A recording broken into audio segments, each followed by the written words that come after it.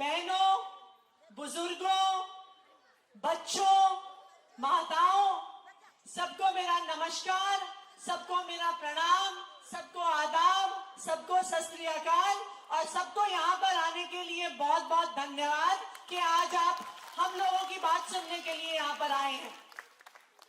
आज आप लोगों से एक बहुत जरूरी मुद्दे पे मैं बात करने आई हूँ। अक्सर हम आप लोगों के बीच में आते हैं आप लोगों की समस्याएं सुनने के लिए। कोई बिजली का इशू हुआ, पानी का मुद्दा हुआ, सीवर का मुद्दा हुआ, बच्चों के स्कूल का मुद्दा हुआ, मोहल्ला क्लिनिक का मुद्दा हुआ। इन मुद्दों पे तो बात करने रोज रोज हम आते रहते हैं, आप लोगों से मिलते हैं। लेकिन आज एक बहुत जरूरी चीज है जिसके बारे में आप सबसे बात करनी है। आप लोग पिछले कई दिनों से, पिछले कई महीनों से अखबारों में पढ़ रहे होंगे, न्यूज़पेपर में देख रहे होंगे कि एक एक करके आम आदमी पार्टी के सभी नेताओं पर झूठे आरोप लगाए जा रहे हैं और झूठे आरोप लगाकर आम आदमी पार्टी के नेताओं को जेल भेजा जा रहा है। और अब एक फर्जी शराब घोटाले के नाम पर दिल्ली के लोकप्रिय मुख्यमंत्री अरविंद केजरीवाल जी को भी जेल भेजने की साजिश कर रही है मोदी सरकार। आज इसीलिए आप लोगों से बात करने के लिए आई हूं। भारतीय जनता पार्टी के नेता कहते हैं जी बहुत बड़ा घोटाला हो गया, बहुत बड़ा घोटाला हो गया। तो आखिरकार क्या है ये शराब घोटाला? आप लोगों ने भी इतने सालों में अलग अलग पार्टियों के घोटाले देखे हैं, लेकिन क्या कोई घोटाला देखा है जिसमें एक चवन्नी नहीं मिली हो? ऐसा घोटाला देखा है? देखा है क्या ऐसा घोटाला?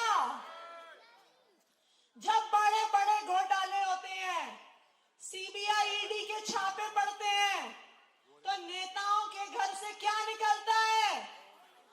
क्या निकलता है?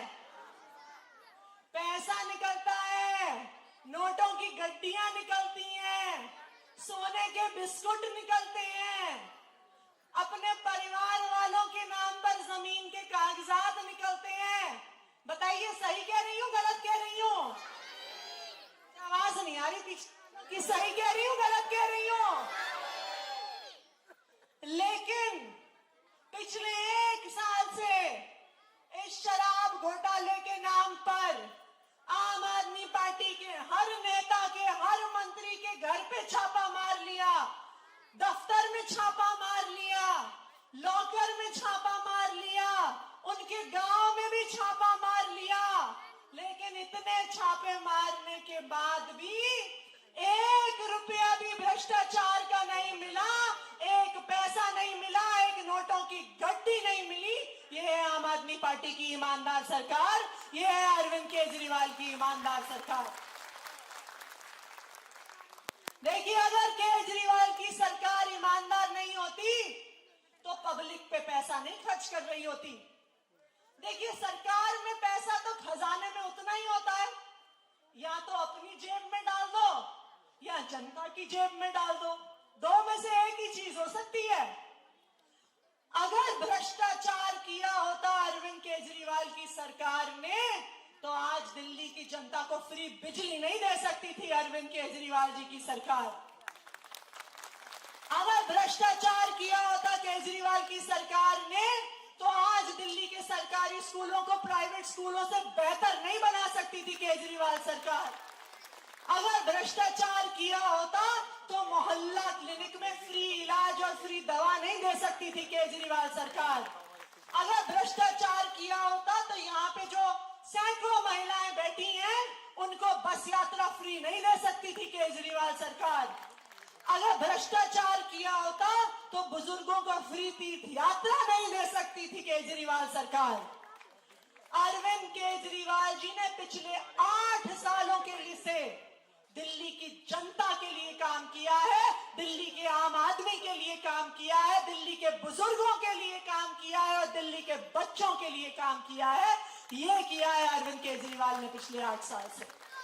और यही कारण है कि भारतीय जनता पार्टी की केंद्र सरकार मोदी जी की केंद्र सरकार केजरीवाल को जेल में डालना चाहती है, क्योंकि वो अपने किसी भी राज्य में ना तो फ्री बिजली दे पाए हैं, ना फ्री पानी दे पाए हैं, ना बच्चों को अच्छा स्कूल दे पाए हैं, ना अच्छा अस्पताल दे पाए हैं, ना बुजुर्गों को तीर्थ यात्रा दे पाए हैं, क्योंकि केजरीवाल के काम से मुकाबला नहीं कर पाते, क्योंकि केजरीवाल को चुनाव में नहीं हरा पाते, क्योंकि केजरीवाल की तरह दिल्ली वालों का दिल नहीं जीत पाते, इसलिए केजरीवाल को जेल में भेजना चाहते हैं।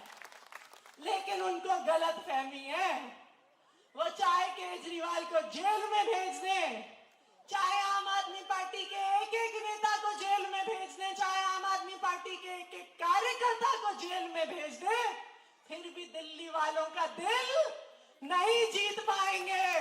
दिल्ली वाले केजरीवाल से प्यार करते हैं। दिल्ली वालों को पता है कि जो काम 8 साल में अरविंद केजरीवाल ने किया है, कोई और सरकार 75 साल में गरीबों के लिए नहीं कर पाई, जो केजरीवाल ने करके दिखाया है। देखिए, ये जो जेल भेजने की धमकी है, आपको क्यों देते हैं? क्योंकि उनको लगता है कि जेल की धमकी से डर के आम आदमी पार्टी के नेता अपनी पार्टी छोड़ के भारतीय जनता पार्टी में चले जाएंगे। भारतीय जनता पार्टी क्या करती है? देश भर में जो जो पार्टियां उसका विरोध करती हैं, उनके नेताओं पे केस लगाते हैं और उनको जेल भेजने की धमकी देते हैं। अब बाकी देश में हो सकता है कि ऐसे नेता हैं जो इस धमकी से डर जाते हैं, जो जेल जाने से डर जाते हैं, तो वो अपनी पार्टियां छोड़ के भारतीय जनता पार्टी में चले जाते हैं। और जैसे ही वो भारतीय जनता पार्टी में जाते हैं, भारतीय जनता पार्टी की वॉशिंग मशीन में के सारे भ्रष्टाचार के आरोप उन पर से खत्म हो जाते हैं। मैं आपको बताती हूं, देश के अलग अलग हिस्सों में ऐसे नेता हैं जिन पर भारतीय जनता पार्टी ने, मोदी जी ने सीबीआई के केस किए, ईडी के केस किए, भ्रष्टाचार के आरोप लगाए।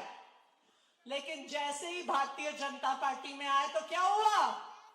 केस बंद हो गए, ईडी अपने घर चली गई, केस की फाइलें गायब हो गई, आग लग गई ऑफिस में, पानी गिर गया फाइलों पे और सारे केस उन नेताओं के खिलाफ खत्म हो गए।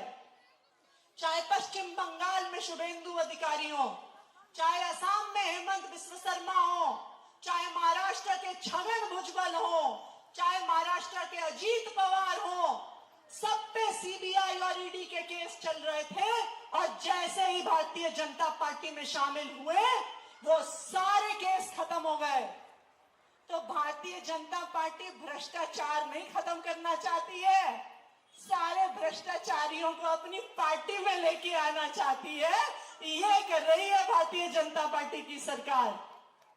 लेकिन मैं आम आदमी पार्टी के नेताओं को, मैं मनीष सिसोदिया को, सत्येंद्र जैन को, संजय सिंह को सलाम करती हूं कि इतने महीनों से जेल में होने के बावजूद, हर धमकी के बावजूद, हर परेशानी के बावजूद आज भी वो आम आदमी पार्टी में टिके हुए हैं और भारतीय जनता पार्टी के सामने उन्होंने अपना सिर नहीं झुकाया है और भारतीय जनता पार्टी में शामिल नहीं हुए हैं।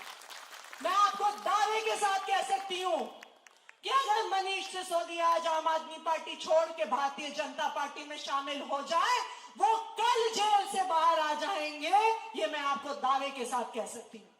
अगर संजय सिंह जी आज भारतीय जनता पार्टी में शामिल हो जाए तो वो कल जेल से छूट जाएंगे और बाहर आ जाएंगे। लेकिन मैं उन लोगों के क्रांतिकारी जज्बे को सलाम करती हूं कि इतनी मुश्किलों के बावजूद भी वो आम आदमी पार्टी के साथ और दिल्ली के लोगों के साथ खड़े हुए हैं, क्योंकि उन्हें पता है कि अगर भारतीय जनता पार्टी में चले गए तो दिल्ली के लोगों के लिए काम नहीं कर पाएंगे, फिर दिल्ली के लोगों को अच्छे स्कूल नहीं दे पाएंगे, अच्छे अस्पताल नहीं दे पाएंगे, फ्री बिजली नहीं दे पाएंगे, फ्री पानी नहीं दे पाएंगे। आज अगर मनीष सिसोदिया, संजय सिंह, सत्येंद्र जैन जेल में है तो सिर्फ दिल्ली के लोगों के लिए है, आप लोगों के लिए है, आपको अच्छे स्कूल देने के लिए है, आपको अच्छे अस्पताल देने के लिए वो आज जेल में से लड़ाई लड़ रहे हैं। तो मैं आप सबको ये कहना चाहती हूं, और मैं भारतीय जनता पार्टी के जो लोग सोचते हैं कि आम आदमी पार्टी के नेताओं को धमकी दे देंगे, ये बताना चाहती हूं कि आम आदमी पार्टी के नेता आपकी धमकियों से डरने वाले नहीं हैं। हम भगत सिंह के वंशज हैं। आप हमें चाहे जेल में डाल दो, आप हमें चाहे फांसी पे लटका दो, लेकिन हम दिल्ली के लोगों के लिए काम करते रहेंगे, दिल्ली के लोगों के लिए लड़ते रहेंगे, दिल्ली के बच्चों को बेहतर भविष्य देने के लिए काम करते रहेंगे। आप सबको पता है, हम हर जगह सुन रहे हैं आजकल कि अब मनीष सिसोदिया, सत्येंद्र जैन और संजय सिंह जी के बाद अरविंद केजरीवाल जी को भी जेल में डालने की साजिश हो रही है। अभी मैं आ रही थी तो हमारे एक जानकार का व्हाट्सएप मैसेज आया। वो कहते हैं कि जी खबर मिल रही है कि आने वाले 10 दिन अरविंद केजरीवाल जी को भी गिरफ्तार कर लेंगे।